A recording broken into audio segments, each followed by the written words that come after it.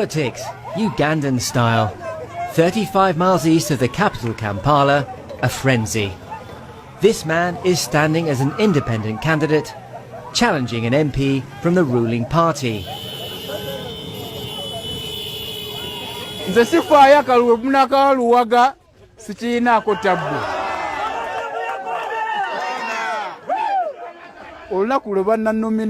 These are scenes Uganda's President Museveni wants to show the world. Free and fair elections in a country with a history of brutal dictators.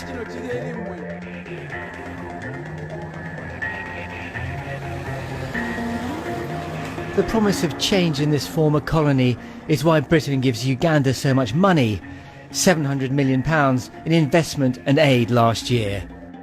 And why its president stands tall on the world stage. But is this a sham?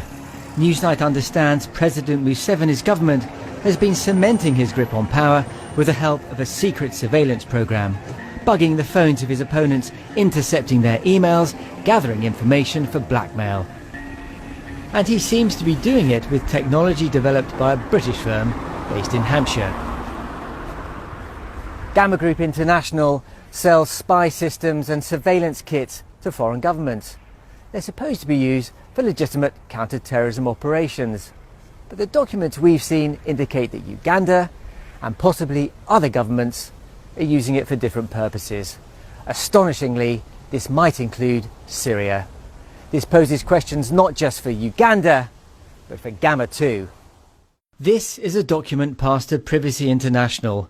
Marked top secret, it appears to have been prepared by an intelligence official for the president about Operation Funguo Macho, meaning open your eyes. Its aim was simple and ambitious. To covertly collect information and data from the leading opposition entities so as to be a step ahead of them, which may involve blackmailing them. And within the document, a claim, unsubstantiated, that the software had also been sold to Syria, though exactly when isn't clear. It is used by countries like Nigeria, Rwanda, Zimbabwe, Senegal and most recently Kenya. It is also the main tool that has been employed by the Syria government. The marabou stalks, gliding over Kampala. Nothing escapes them. A view the president seems to have craved. The question is, why?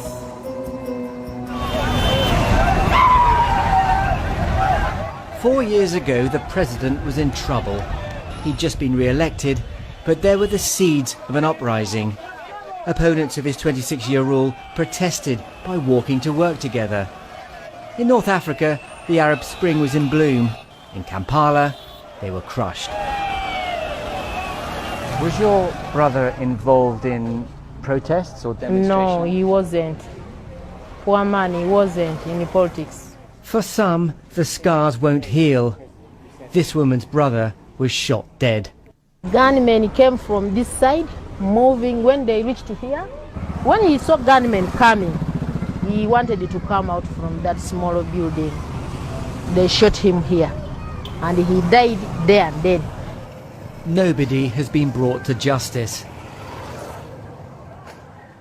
The January 2012 document was smuggled out of Uganda. It speaks of the success rate we have had, especially in curtailing the walk-to-work demos that started this week. With our implants and embeds, we've been able to get hordes of information revealing secret plans and manage and control media houses. Before we came to Kampala, we had to choose our hotel carefully. Why? Because we were leaked this list of the 21 major hotels in the city that are being bugged. That means anyone staying in any of these hotels risks being spied on. The document adds, "We've made tremendous success and a lot of data is streaming in, especially from business centres of the hotels." The Capital Gang on 91.3 Capital FM.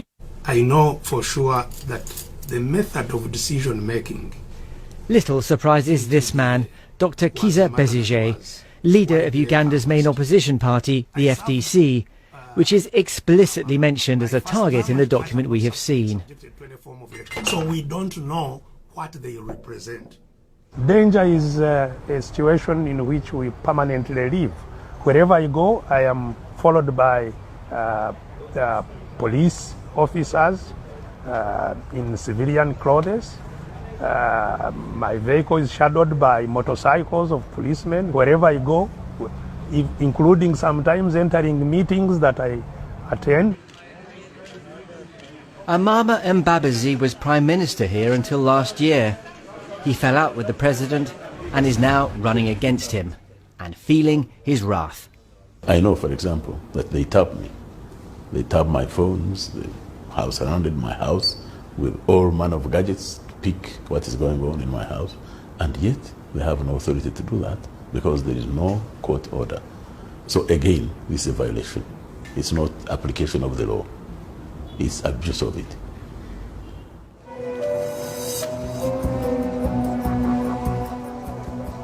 Uganda is months away from presidential elections. Old-style vote rigging is said to be a thing of the past here. But with technology like this, maybe you don't need to. If you're saying we want to have free and fair elections, it's not just the day of when people cast their ballots, their votes. It starts from the time that they are campaigning. Are they free to campaign? Are they free to move around the country and send out their message? So just how powerful are these surveillance systems? In order to initiate this process, I would send you... Richie Tynan from Privacy International demonstrated using technology similar to Gamma's. The first step in this process is that... He starts by sending me an enticing email. It says, last night's news night, with the link, what do you think? I click on it. Big mistake. It's already connected back to this machine over the internet, and I'm now sending down the malware. Richie starts logging every key I type.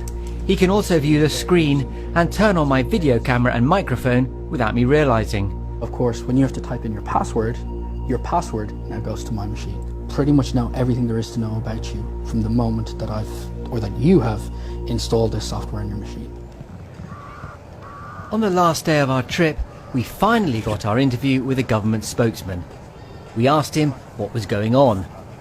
I'm not aware of an order having been given or having been authorized to surveil anybody. So those who are making that allegation, the onus is on them to prove it, that they are being surveilled, that their phones are being tapped. When they tapped them, when did they do that? What did they tap? What did they cause? So it's them, the onus is those who allege to prove. Really, for me, I have no evidence that they are being surveilled. Let me just ask that question again then. Is there a spy program against these people? Not to my knowledge. Well, we think there might be. What for? To give President Museveni an advantage over his political opponents. If you spied on them, what value would that spy bring home to the government that the government doesn't know or doesn't have to their advantage? I don't see it. What? It allows the president to know what the plans of his political opponents are.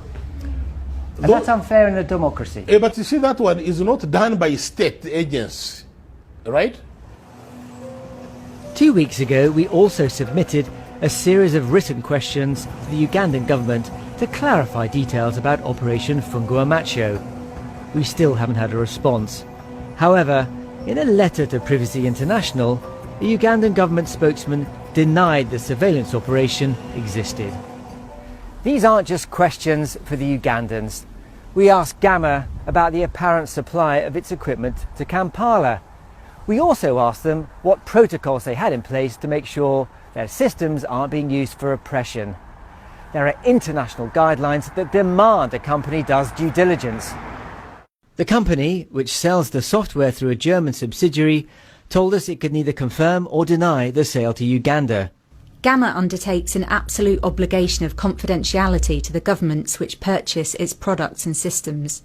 Gamma does not assist or encourage any government agency in the misuse of Gamma's products and systems. These products and systems have been effective in many countries in the course of police and other government agency action against terrorist threats, drug cartels, other major organised crime and paedophile rings. Gamma said it had a human rights policy. We asked for a copy, but it declined to share it with us. The documents say that the surveillance industry will sell to just about anyone. And it also is proof of the fact that we've been trying to raise all along is these technologies are far too powerful in the hands of governments, and governments will go ahead and abuse them. And so while there are narratives around national security and fighting crime, it is inevitable that governments will use them for their own purposes. The need for governments to spy on those who pose a genuine terror threat, well, no one's arguing with that. But what's going on here is very different.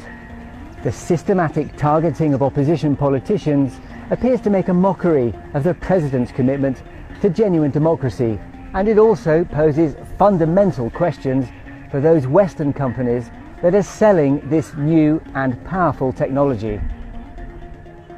Questions that remain unanswered.